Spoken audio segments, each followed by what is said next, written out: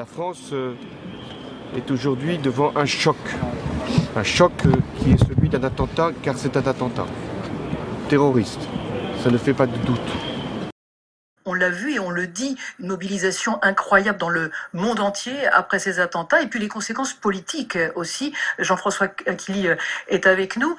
Et Jean-François, c'est intéressant ce que disait Laurent Berger à l'instant lorsqu'il parle du jour d'après. Il y a une mobilisation incroyable depuis mercredi dernier. Aujourd'hui, on sait qu'on aura sans doute la manifestation la plus importante de l'après-guerre. Et après, on fait quoi? Que vont faire les responsables politiques? Écoutez, ce qui est important d'abord, c'est de voir ce qui va se dire, ce qui va se dérouler aujourd'hui, prendre la température, la mesure de cette vaste mobilisation que le monde entier va observer sur tous les écrans en temps réel, ce qui se passe aujourd'hui.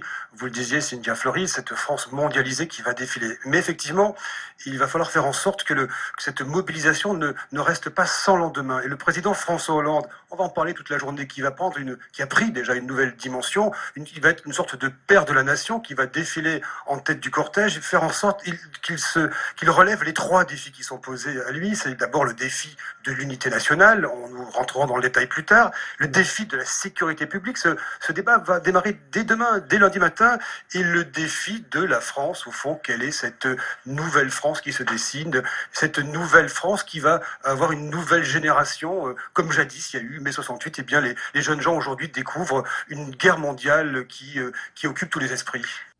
Those who have studied history know that nothing invigorates and empowers an authoritarian regime more than a spectacular act of violence, some sudden and senseless loss of life that allows the autocrat to stand on the smoking rubble and identify himself as the hero.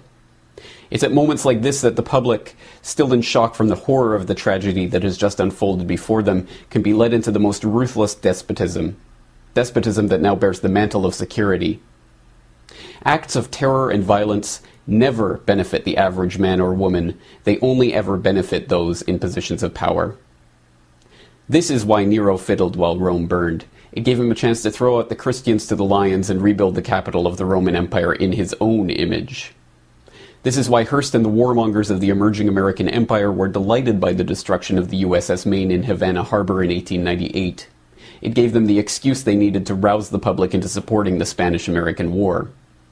This is why Israel attacked the USS Liberty in 1967 during the Six-Day War, strafing and torpedoing it relentlessly for hours in a vain attempt to send it to the bottom. The Israelis believed that the loss of the Liberty could be blamed on Egypt and draw the Americans into war. This is why there are hundreds of documented examples of government staging attacks in order to blame them on their political enemies. In every civilization, in every culture, in every historical period, authoritarians have known that spectacular acts of violence help to further consolidate their own power and control. And sadly, throughout history, there have been all too many willing to allow attacks to occur, to pretend that attacks have occurred, or even to attack their own population in order to further their political agenda. To think that such staged provocations and false flag attacks no longer occur would be as unrealistic as believing that human nature itself has changed, that powerful people no longer seek to increase their power, that influence is never used for deceit or manipulation, that lies are no longer told to satisfy greed or slake the thirst for control. It is to believe that our society is immune from those things that we have seen in every other society, in every other era. In short, it's a dangerous delusion.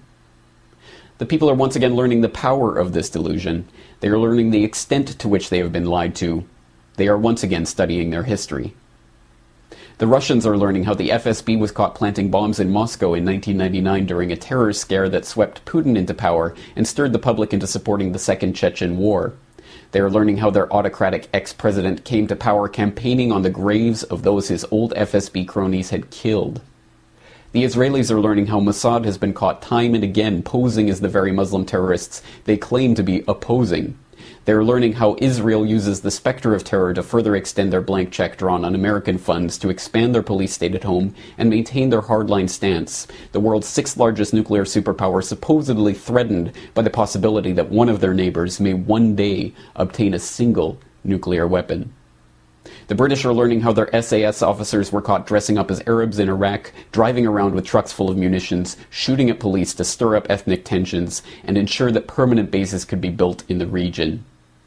They were learning how Harun Aswat, the supposed mastermind behind the 7/7 bombings, was working for British intelligence. They were learning how British military intelligence took part in IRA bombings.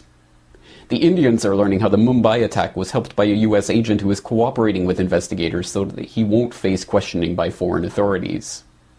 The Canadians are learning how their own provincial police dressed up as protesters in 2007 and threatened violence against other police in order to force a crackdown on peaceful protests.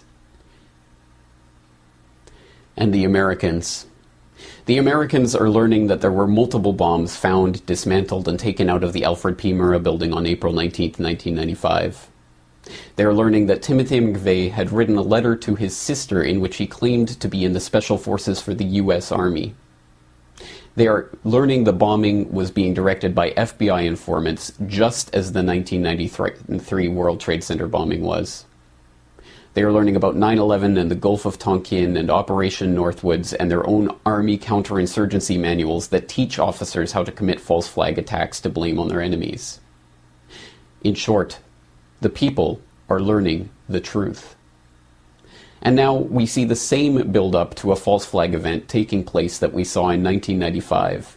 At that time, the US had a corporate media desperate to fling mud at anyone concerned by the actions of their government, and it had a government that was desperately unpopular. Today, we see the exact same factors at play. If anything, the situation today is worse than it was in the run-up to the Oklahoma City bombing, with media consolidation meaning that groups of concerned citizens like the Oath Keepers are being attacked by the controlled minions on both the left and the right. And now it is not just the militia that is being demonized by the establishment. It is veterans and gun owners, third-party supporters and libertarians, anti-war protesters and human rights campaigners, people who are upset with a government giving trillions to the banks that have engineered our current financial crisis. In short, everyone is now a potential terrorist according to the governmental and media agencies that deign to limit our range of acceptable opinion and control dissent.